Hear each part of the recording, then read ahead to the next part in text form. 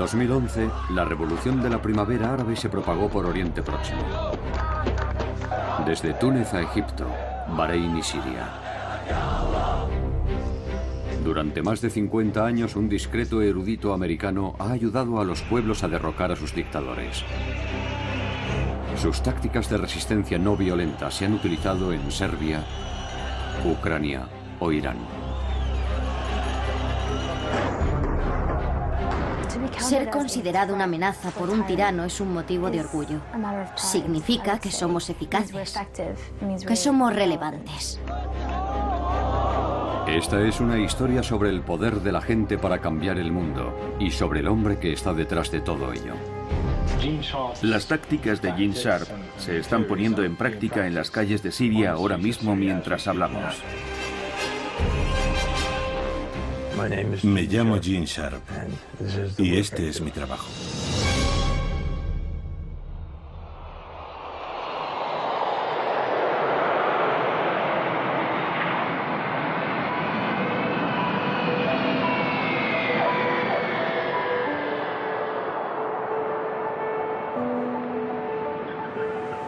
¿Cómo describiría su trabajo? Describir mi trabajo siempre ha sido un problema. Principalmente intento comprender la naturaleza y el potencial de las formas de lucha no violentas para socavar dictaduras. Esta es una técnica de combate. Es un sustituto de la guerra y de cualquier otro tipo de violencia. Su manual para la revolución, de la dictadura a la democracia, ha traspasado clandestinamente fronteras y ha sido descargado cientos de miles de veces.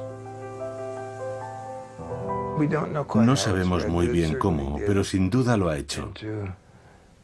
Ha sido traducido a unos 30 idiomas y ha sido divulgado en todos los continentes excepto la Antártida.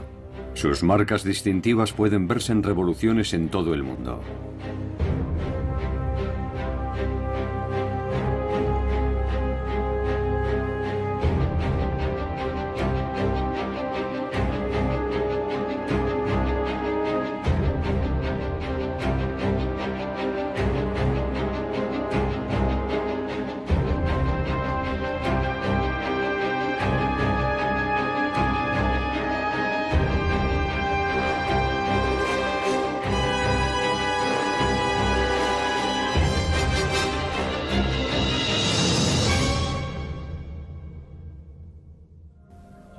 Los libros de Gene contienen 198 métodos de resistencia no violenta.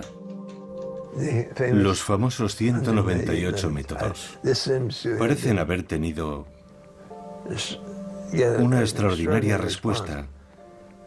Son simplemente los 198 métodos específicos. Estas formas de rebelión son el boicot económico, la desobediencia civil, las protestas.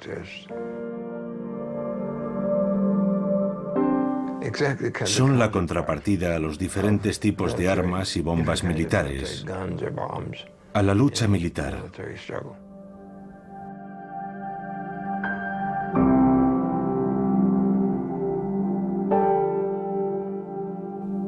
De esa forma tienen algo distinto a la violencia y la guerra, y siempre lo tendrán. En 1983, Sharp fundó la institución Albert Einstein para difundir la lucha no violenta. Durante años son muchos los que han venido aquí, a Boston Este, en busca de ayuda. Yamila Rakib lleva más de 10 años trabajando para Gene. Había estudiado su trabajo a un nivel muy básico, así que la mayor parte de mi aprendizaje tuvo lugar cuando entré en la institución. Y me enganchó.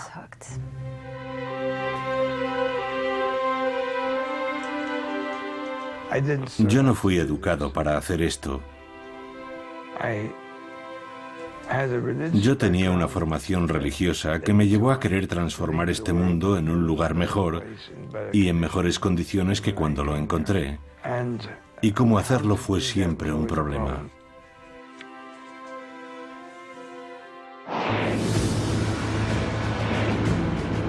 En 1953, Gene es enviado a prisión por rehusar su incorporación a la guerra de Corea. Me condenaron a 2 años, de los que cumplí 9 meses y 10 días. En aquellas circunstancias contabas los días igual que los meses, pero no creo que mi actitud sirviese para nada. Sirvió simplemente para mantener mi propia integridad moral, así que continué haciendo mi trabajo, que era lo realmente importante. Nunca conocí a Einstein, pero le escribí, no recuerdo cómo conseguí su dirección. Le dije, voy a hacer esto y voy a ir a la cárcel. Quería contarle que he escrito un libro sobre Gandhi, sobre 3 casos muy diferentes entre sí, acerca de la utilización de la lucha no violenta para la consecución de una mayor libertad, a través de medios no violentos. Y me contestó diciéndome que tenía muchas esperanzas, aunque también muchas dudas, y que le habría gustado tomar la misma decisión que había tomado yo, y que estaba muy interesado en leer el manuscrito que le había enviado. Y lo hizo, y escribió una introducción muy amable para el libro. Mientras estudiaba en Oxford, Jean tuvo su momento eureka, un nuevo análisis sobre el poder de la gente para derrocar a un tirano. Si puedes identificar las fuentes del poder de un gobierno, como la legitimidad, el apoyo popular, el apoyo institucional, entonces sabrás de qué depende la existencia de esa dictadura. Y puesto que todas esas fuentes de poder dependen de la buena voluntad, la cooperación y la obediencia de la gente y las instituciones, tu trabajo es bastante sencillo. Solo tienes que reducir ese apoyo, esa legitimidad, esa obediencia, y el régimen quedará debilitado. Si eliminas esas fuentes de poder, el régimen caerá. ¿Y cómo se sintió En el momento eureka? Sí. Sentí un gran alivio, porque aquello fue lo que convirtió todo en realidad.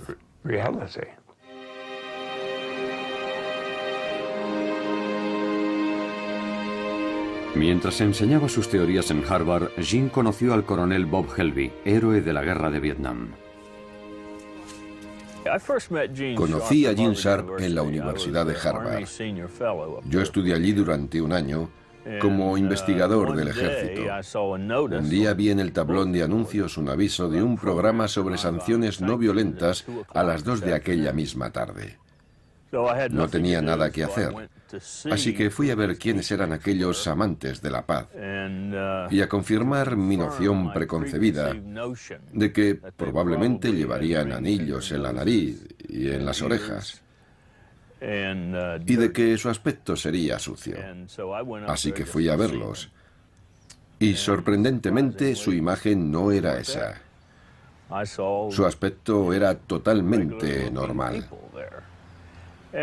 Y unos minutos después de habernos sentado, un caballero de baja estatura y voz amable tomó la palabra y dijo: me llamo Gene Sharp y nos hemos reunido aquí hoy para discutir sobre cómo tomar el poder político y negárselo a otros. Yo digo que la lucha no violenta es lucha armada. Y tenemos que arrebatar ese término a los defensores de la violencia, que intentan justificar con palabras bonitas ese tipo de lucha. Nosotros combatimos con armas psicológicas, armas sociales, armas económicas y armas políticas. Un tipo de lucha más poderosa contra la opresión, la injusticia y la tiranía que la violencia. Aquello llamó mi atención.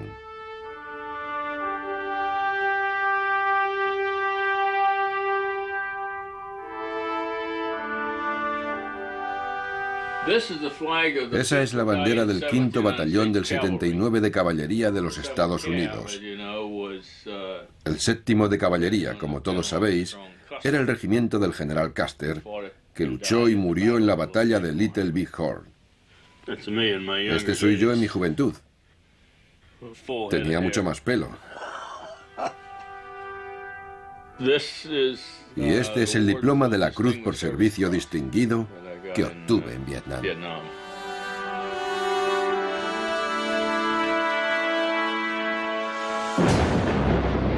Bob fue condecorado en 1968 por su extraordinaria valentía durante una emboscada del Vietcong. Pero su experiencia cambiaría su punto de vista sobre la forma de resolver los conflictos. Vietnam influyó en mi punto de vista sobre la importancia de la lucha no violenta y particularmente sobre la importancia de mostrar las ideas de Gene Sharp al resto del mundo. Vietnam me convenció de que tiene que existir una alternativa distinta que no consista en matar a la gente. Como funcionario de defensa en Birmania, Bob había visto cómo la dictadura militar perseguía a la minoría Karen. Tras dejar el ejército, volvió para enseñar a los Karen las lecciones de Gene sobre la resistencia no violenta. Estaba hablando con uno de los comandos Karen y de repente me dijo: ¿dónde demonios estaba esta información? Llevamos combatiendo y matando gente durante 20 años. ¿Cómo es que no sabíamos esto? Otros birmanos se acercaron y me preguntaron si podríamos escribir algo que les orientara sobre cómo pasar de una dictadura a una democracia. Ese fue el origen, lo que dio lugar a la escritura del libro, Los birmanos. Yo no podía escribir sobre Birmania porque no conocía bien ese país. Y nunca se debe escribir sobre algo que no se conoce. Así que tuve que escribir de forma genérica. Si había un movimiento que quería acabar con una dictadura, ¿cómo podían hacerlo? Así que escribí aquellas teorías y se publicaron por entregas. Se publicaron en inglés y en birmano. Y pensé que ahí quedaría todo. Las manifestaciones en la plaza de Tiananmen en 1989 hicieron comprender a Gene la importancia de la planificación y la estrategia.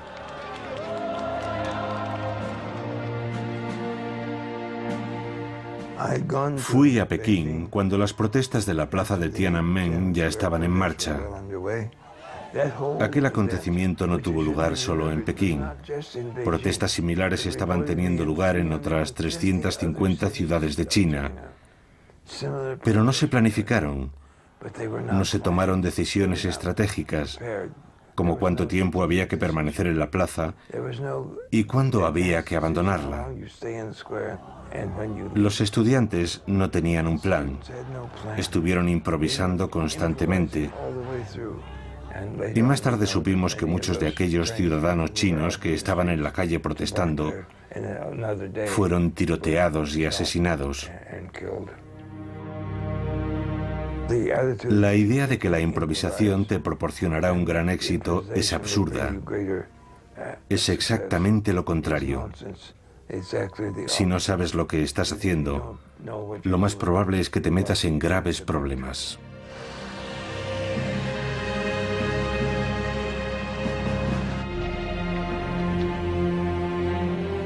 En Serbia, el gobierno de Slobodan Milosevic cometió durante años crímenes de lesa humanidad y ejerció una brutal represión interna. Aquello alimentó la creación de nuevos grupos democráticos que lucharon para eliminarlo.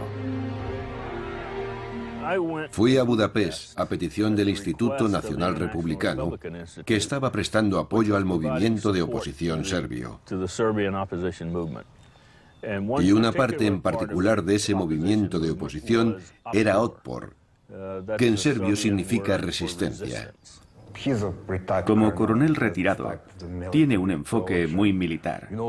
Su forma de hablar produjo una extraña impresión a aquel grupo de líderes estudiantiles. Hablamos durante un rato y dije: aquí falta algo. No hemos hablado sobre quién es el líder de esta organización. ¿Quién es el líder? Y uno de ellos me contestó: no tenemos líder. Y yo dije: un momento, chicos, yo no me he caído de un árbol mientras venía hacia aquí. Alguien tiene que estar dirigiendo una organización que ha movilizado a toda la sociedad serbia. Así que estuvimos alrededor de una hora tratando de engañarle acerca de algunas cuestiones. Y era porque no nos sentíamos muy cómodos dando detalles sobre nuestra organización a un extranjero. Y entonces me explicaron por qué no parecía haber un líder definido. Lo hacían para ocultárselo al gobierno. El gobierno no sabía quién estaba al mando. Más tarde supe que estaba hablando con el líder, Sergei Popovich. Bob empezó a enseñar las lecciones de Gene Sharp a los nuevos revolucionarios serbios. Cuando Bob Helby nos dio La política de la acción no violenta de Gene Sharp, me quedé maravillado y un poco avergonzado por no conocer un libro así, a pesar de que había una traducción al serbio de la dictadura a la democracia que tampoco había leído. Y ver escrito detalladamente en un libro cómo opera el poder, cómo funcionan sus pilares de apoyo y todas esas cosas que habíamos aprendido a base de golpes, fue realmente increíble.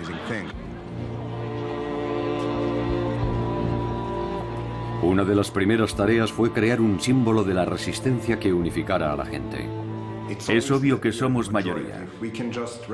Si pudiéramos reconocer a todos aquellos que están contra Milosevic, por ejemplo, saludándonos con el puño, podríamos acabar con él en unos cuantos años.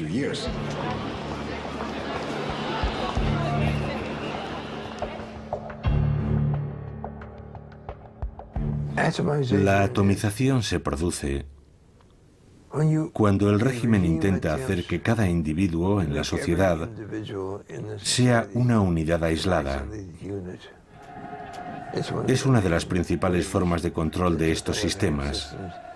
Hacer que la población, que la gente, se tenga miedo, que tenga miedo a hablar, a actuar en grupo, que nunca le digan a un vecino, o incluso a veces a un miembro de su familia, lo que piensan realmente.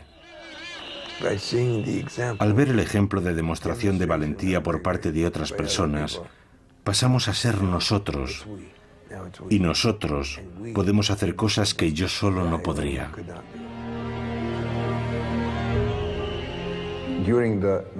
En el 96 y el 97 nos manifestábamos día tras día. La policía nos bloqueaba y cada día éramos menos, porque era muy aburrido seguir en la calle durante el duro invierno. Así que dijimos, ¿por qué no vamos a casa y hacemos ruido desde nuestros balcones?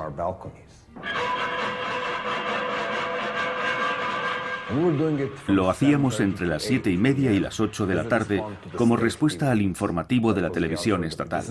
Nosotros no vemos vuestra basura, actuamos a nuestra manera. De las ollas y las sartenes pasamos a colocar carteles en todos los edificios, con cosas como «¿Vais a procesar a los chavales por llevar camisetas de Otpor cuando no hay una sola ley que prohíba llevar lo que uno quiera escrito en una camiseta?»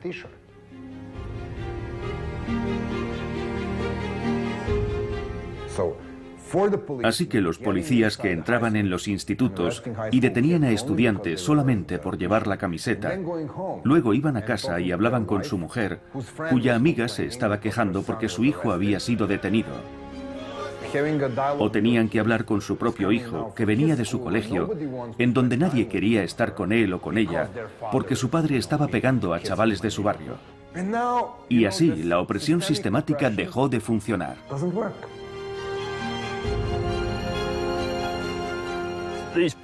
Estos pilares sostienen al gobierno, igual que mis dedos sostienen este libro. Y yo he desarrollado una estrategia para socavar estos pilares. La policía, las comunidades, las instituciones religiosas, los trabajadores, lo que sea, cada organización. Y a medida que se van debilitando y empiezan a derrumbarse, el gobierno se derrumbará cuando los pilares estén rotos. Lo ideal es que esos pilares no queden destruidos, sino que sean traspasados al movimiento democrático. Tienes que fagocitar esos pilares, y eso es lo que la resistencia serbia ha hecho. Decirle a la policía que todos somos víctimas del mismo sistema. No tiene sentido librar una guerra entre víctimas y víctimas, aunque unas lleven uniformes azules y las otras pantalones vaqueros. No debemos luchar entre nosotros. Y esa táctica funcionó en Georgia, en Ucrania y en muchos otros lugares del mundo. Eso es lo que hay que hacer, fagocitar esos pilares, no lanzar piedras a la policía.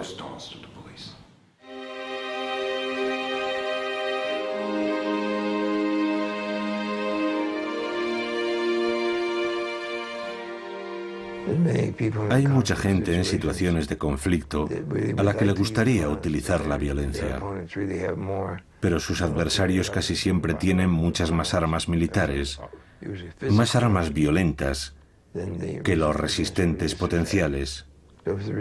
Si como resistente eliges luchar con la violencia, tu adversario tendrá todas las ventajas, porque estás eligiendo luchar con las mejores armas que él posee. Pero puedes elegir luchar con armas no violentas, que son mucho más difíciles de contrarrestar para tu adversario.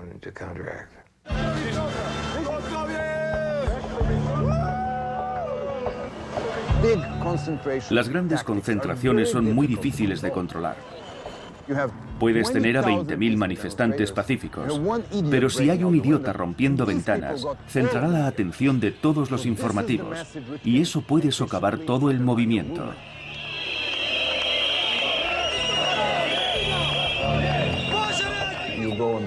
Si estás en una manifestación y existe el riesgo de que la gente sea detenida, ¿qué debes hacer? En vez de colocar a los tipos grandes delante, colocas a las chicas. Colocas a las abuelas, a los militares veteranos, de manera que la policía vea caras amistosas. Esa gente llevará flores y banderas y estará sonriente.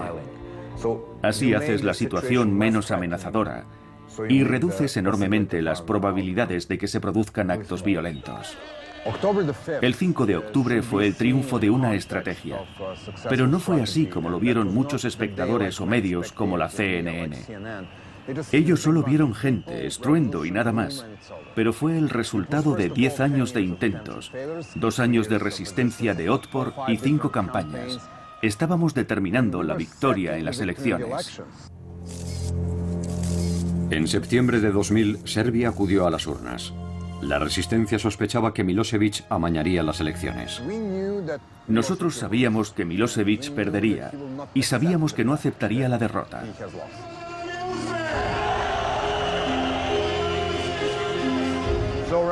A eso de las 3 de la tarde había 300.000 personas gritando en la plaza y de una forma no violenta tomaron este edificio.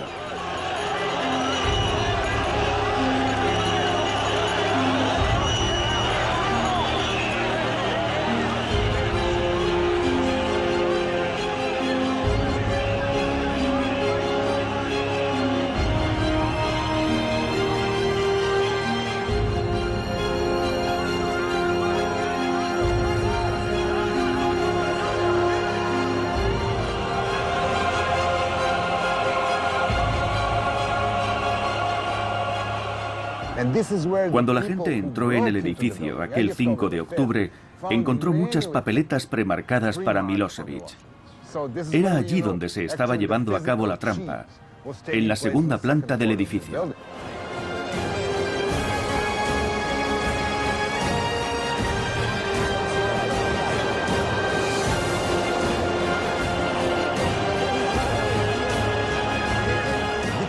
Aquello fue el símbolo de la verdadera caída de Milosevic, de por qué perdió el poder aquel día.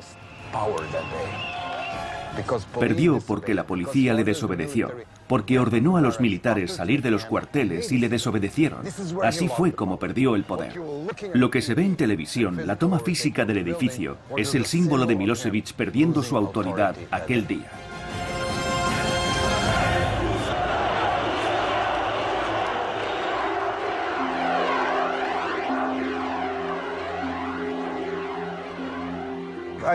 Lo que aprendimos de Bob, el pensamiento y la escritura de Gene Sharp, ha influido en nuestra forma de pensar y ha hecho nuestra lucha más eficaz en un momento muy importante, cuando estábamos preparándonos para la lucha decisiva. Creo que lo que Bob y Gene están haciendo es valiosísimo en todo el mundo. Y aunque las revoluciones no violentas no pueden ser exportadas o importadas, el saber cómo aplicar la lucha no violenta sí puede transmitirse. Y se está transmitiendo ahora mismo, mientras hablamos. Sentí una gran satisfacción porque se hubiese llevado a cabo una revolución no violenta. No hubo violencia por parte de la oposición democrática. Y eso demuestra que todas esas teorías que Jean ha estado exponiendo año tras año son alternativas realistas al conflicto violento. Después de lo de Serbia, estuvimos trabajando con georgianos, ucranianos, moldavos, iraníes, personas de Zimbabue, Colombia, Guatemala, Papúa Occidental, de lugares del mundo que no podría señalar en un mapa.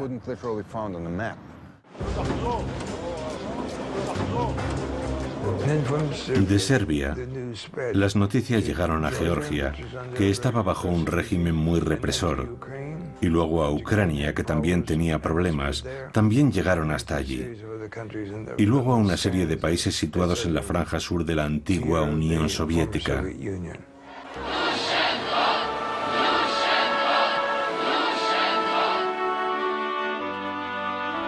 Vladimir Viatrovich, uno de los líderes de la Revolución Naranja de Ucrania, utilizó el libro de Jean para convencer a los activistas de que había una poderosa alternativa a la violencia. Entre los grupos de protesta había diferentes ideas, y entre ellos gente que estaba dispuesta a utilizar la alternativa violenta. El libro de Gene Sharp, De la dictadura a la democracia, enseña que se puede y se debe luchar contra los dictadores con medios no violentos. Esa idea fue muy importante y ayudó mucho. Fue una gran inspiración para la creación de la Revolución Naranja.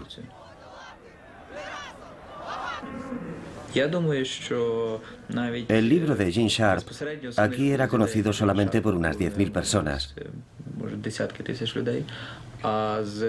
pero sus ideas eran utilizadas por cientos de miles que no sabían que aquellas ideas eran de Sharp.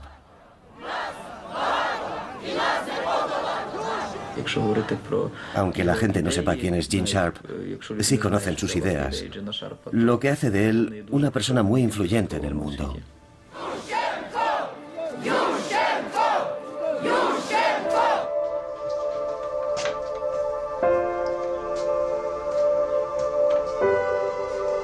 En el último piso de la casa de Jean está su refugio, su invernadero de orquídeas. Requieren bastante trabajo. Se han convertido en algo muy importante, porque son unas plantas a las que puedo tratar como necesitan ser tratadas. No hay que esperar milagros, pero si no tratas a una orquídea como se merece, o a cualquier otra cosa en la vida, no proliferará.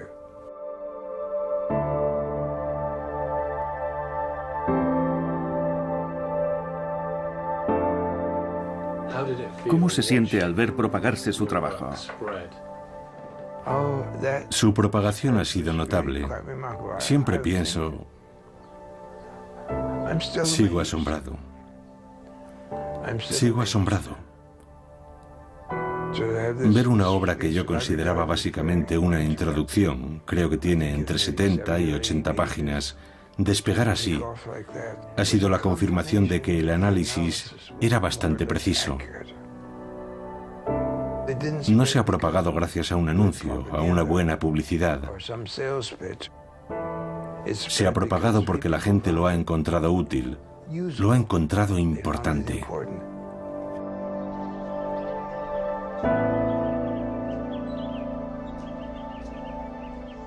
Los libros, la literatura, están ahí. En Internet, en las casas de la gente, en los discos duros, a un nivel global que no puede detenerse, que ya nada podrá detener.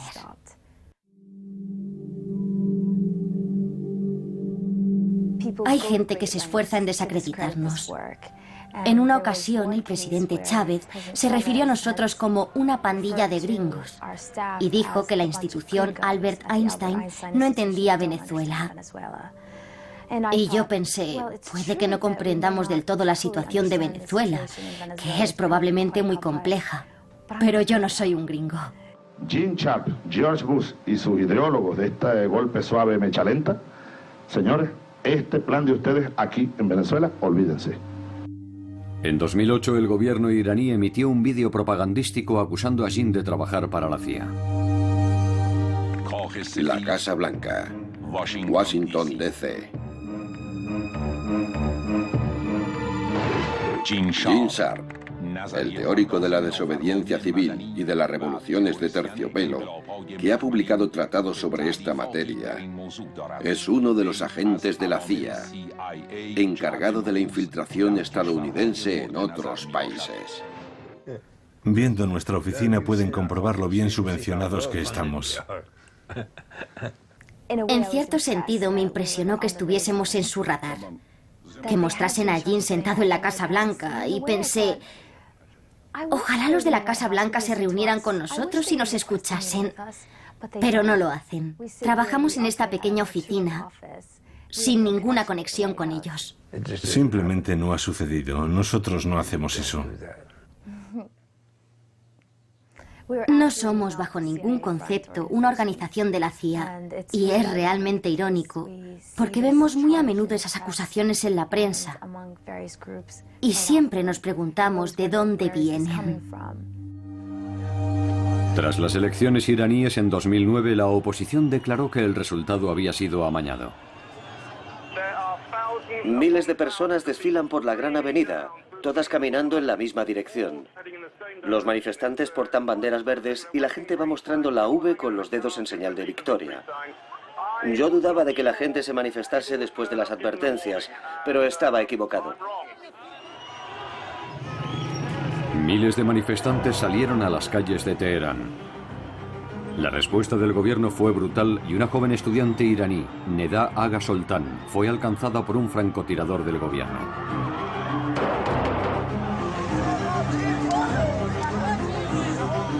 Su imagen se convirtió en la llamada a la movilización.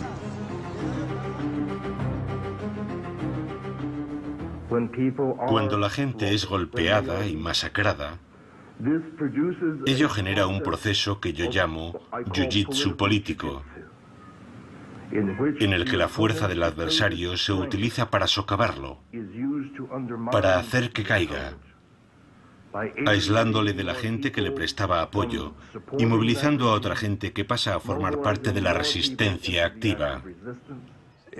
Es un efecto de contragolpe. Si el régimen es tan brutal, en vez de intimidar a la gente, que es lo que intenta, lo que consigue es que otros grupos e instituciones dejen de cooperar con él y de obedecerle. Y esa disminución de poder y de control hace que más y más gente se una a la resistencia. Iason Athanasiadis fue arrestado mientras informaba sobre la Revolución Verde. El segundo día tras mi detención me llevaron ante el fiscal jefe. Cuando me quitaron la venda de los ojos me preguntó, ¿sabes por qué estás aquí? Yo contesté, no tengo ni idea, solo sé que me arrestaron hace 2 días. Y él me dijo, hay una acusación muy seria contra ti. ¿Cuál es?, pregunté. Y me dijo, ¿no lo sabes? Espionaje. Él acarició su ordenador portátil y dijo, este ordenador contiene una traducción a la lengua persa de un libro de Gene Sharp, De la dictadura a la democracia, que es un manual para insurrectos. Un manual que proporciona docenas de sencillas instrucciones con las que derrocar a un gobierno legítimo, a cualquier clase de gobierno. Yo he leído ese libro, y mis colegas también. Los organizadores del levantamiento fueron acusados de utilizar más de 100 de los 198 métodos de Gene Sharp. Lo que su libro hace es enseñar a la gente que ella misma puede ser responsable de su propio futuro, de su propia liberación. La gente está empezando a liberarse. No tiene que depender de un poder externo. Este es Serja, mi gato, llamado así en honor de Serja Popovich. No tienen que depender de un poder externo, pueden hacerlo ellos mismos. ¿Y puedes imaginar lo feliz que eso hace sentirse a un país? Lo hemos hecho nosotros. Por eso es tan importante que transmitamos ese conocimiento. Los Estados Unidos no tienen por qué ocupar ningún país. No hacemos ningún bien con eso, ni nosotros ni la Unión Soviética. Dejemos a la gente en paz y démosle el poder para cambiar un gobierno si lo quieren cambiar. Ser considerado una amenaza por un tirano es un motivo de orgullo. Significa que somos eficaces, que somos relevantes. Significa que el trabajo que hacemos en esta pequeña oficina amenaza a esos regímenes. Y creo que eso está muy bien. Sí.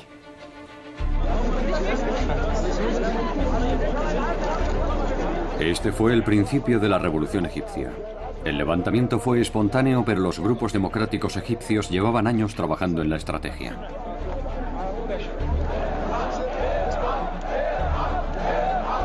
El grupo egipcio que falla visitó por primera vez a Jin en Boston en 2006. 5 años después, antiguos revolucionarios serbios estaban entrenando a nuevos grupos en El Cairo. Y la Hermandad Musulmana Egipcia colgó el libro de Jin, traducido al árabe, en su página web. Cuando llegó el momento estaban preparados para liderar la revolución. Conectamos en directo con la Plaza Tahrir, la Plaza de la Liberación. Rory, conocemos las altas medidas de seguridad que se iban a tomar alrededor de la plaza. ¿Se respira un ambiente diferente al de ayer o al de antes de ayer? Sí, hoy el ambiente es increíble. El sector de la sociedad egipcia que abandonó la Plaza Tahrir ayer ha vuelto reforzado. Han conseguido reactivar la protesta. Hay niños muy pequeños, mujeres, ancianos, la gente canta y baila. Hay muchos instrumentos musicales en la plaza. Y está más llena de lo que ha estado estos días.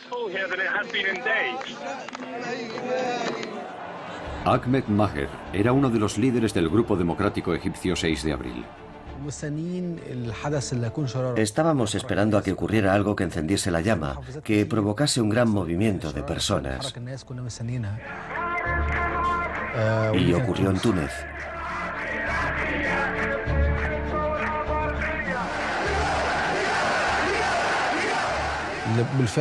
Siempre ha habido rivalidad entre Egipto y Túnez en el fútbol. Así que nos preguntamos, ¿y si nosotros hubiéramos empezado todo esto antes que Túnez? ¿Por qué ha empezado Túnez la revolución antes que nosotros? Todo el mundo escribía en Internet. La respuesta es Túnez.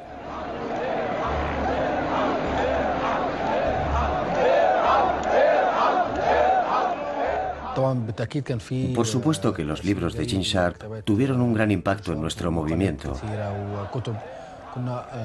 Y también encontramos en Internet otros libros y películas que, al igual que Gene Sharp, hablaban de la poderosa lucha no violenta, de cómo desarrollar esa lucha no violenta y ponerla en práctica para conseguir nuestros fines.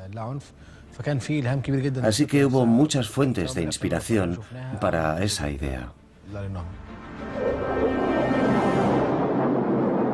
La protesta pacífica crecía y el presidente Hosni Mubarak intentó intimidar a los manifestantes con armamento bélico.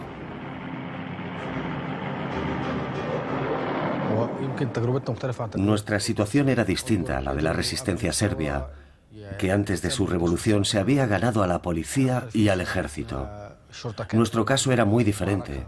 Estábamos librando una gran batalla contra la policía, mientras que el ejército se mantuvo al margen durante todo el tiempo.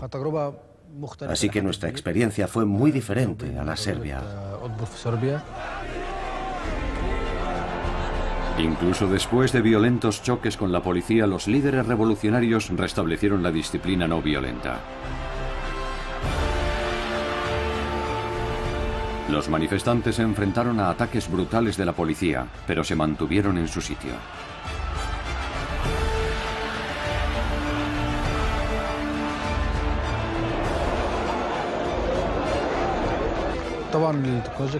La tecnología jugó un papel vital a la hora de comunicar y extender nuestro mensaje.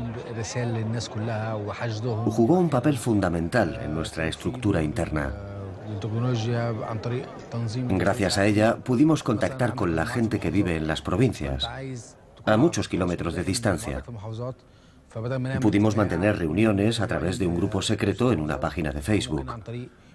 Y también utilizamos Skype para estar en contacto continuo y planear nuestra estrategia. Todos estos avances tecnológicos ayudaron mucho a la divulgación de nuestras ideas.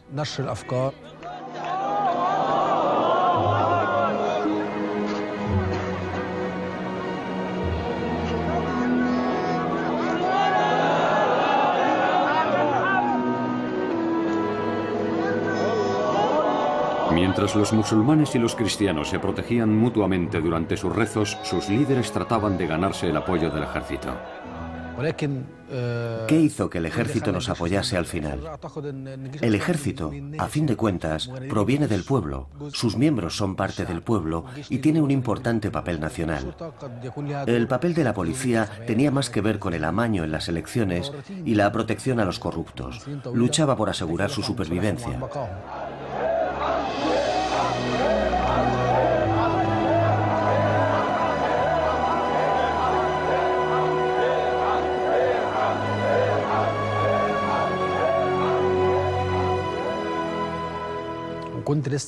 Mientras regresaba a la Plaza Tahrir, pasé por delante de una cafetería que tenía la televisión encendida con el volumen muy alto y estaban transmitiendo el discurso en directo.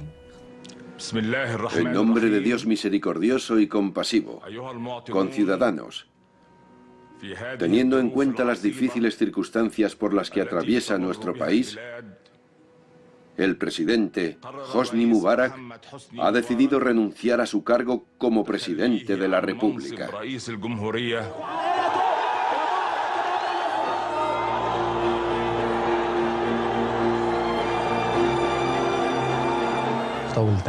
Me volví loco de alegría cuando escuché el discurso. Me senté y me puse a llorar. Por fin, el sueño que hemos tenido durante años, por el que tanto hemos luchado, se ha hecho realidad.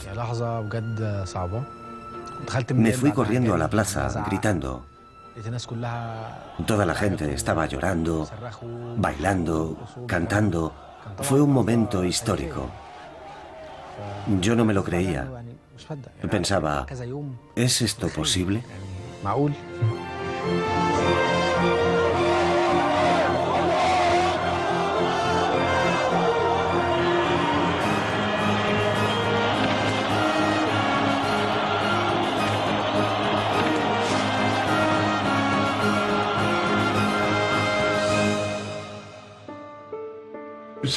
Alguien sabía muy bien lo que estaba haciendo y no necesitamos que nadie nos atribuya o me atribuya el mérito si no es merecido o no está documentado.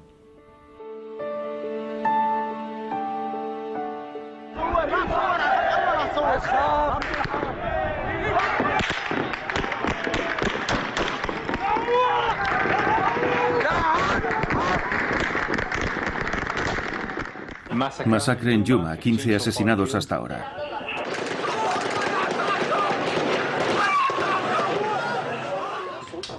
Osama Monayed es experto en comunicaciones y uno de los líderes del levantamiento sirio. Esto es un vídeo de un chico al que disparan. Un niño grita, "Mi hermano, mi hermano". Osama coordina una red de cámaras secretas por todo el país.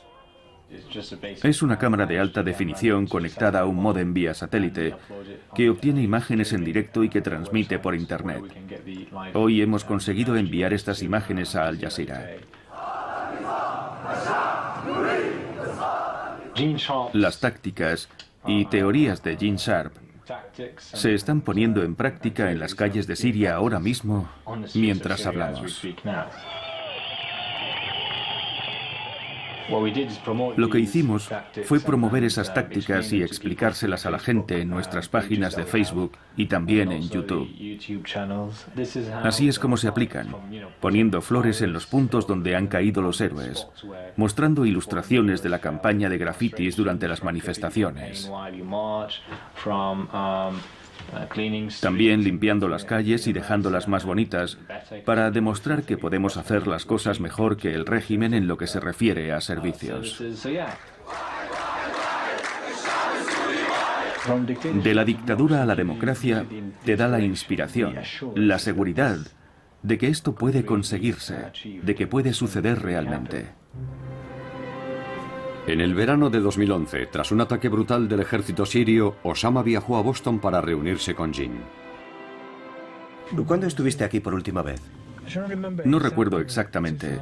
¿Fue en 2007 o en 2006? Sí, hace años. Cuando solo había unas cuantas personas que creían en un escenario de resistencia no violenta en Siria. cuando solo unos pocos creían que esto podía suceder realmente en un país como Siria. Muy bien. Todo listo.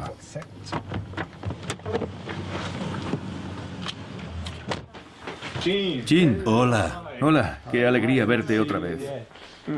Qué alegría. Me alegro de verte. Yo también. ¿Cómo estás? Vamos tirando. Es fantástico que hayas encontrado un hueco para venir a saludarme. El placer es mío. Y te puedo asegurar que hay muchas cosas de las que hablar. Este es un nuevo territorio para nosotros. Sí, sí. Nunca hemos estado allí en persona y los casos que hemos estudiado no coinciden exactamente. Es un hombre tan humilde y tan sensato. Y hablando con él te das cuenta de lo increíble que resulta que todos estos extraordinarios escritos provengan de esa pequeña oficina en el viejo Boston. Es realmente interesante.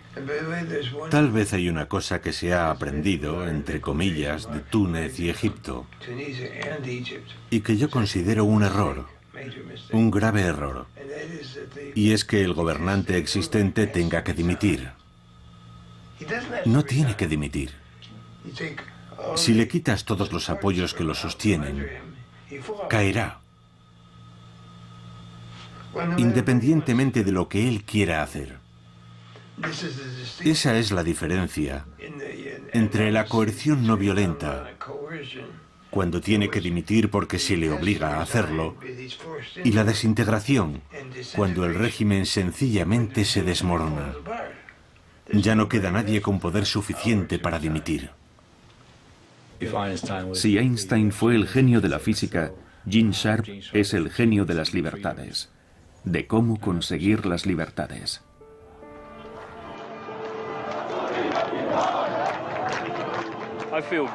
Me siento satisfecho al saber que estamos propagando el mensaje.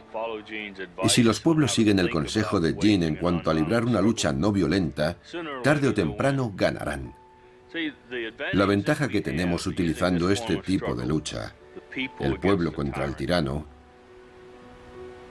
es que mientras no nos rindamos, nunca seremos derrotados.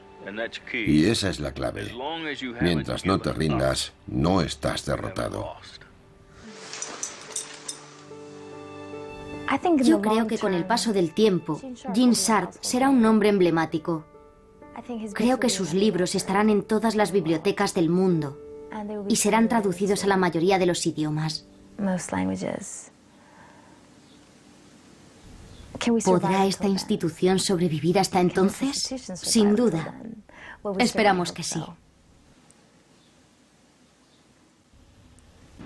La acción no violenta políticamente significativa ha tenido lugar en al menos los siguientes países: Guatemala, Australia, Tailandia, Birmania, China, Japón, Georgia, Irán, Kurdistán, Rusia, Serbia, Ucrania, Venezuela, Vietnam, Zimbabue y seguramente haya alguno más.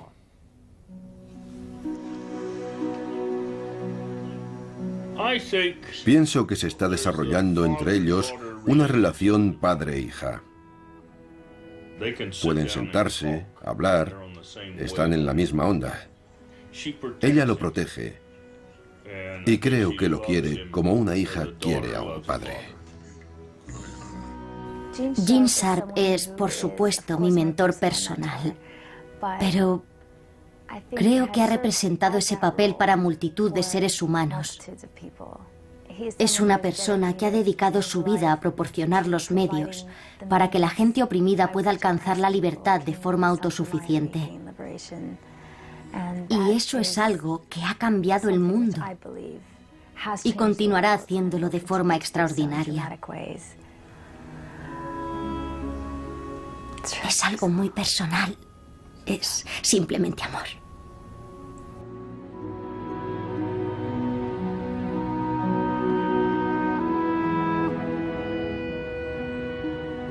A veces la gente me pregunta qué es lo que quiero realmente.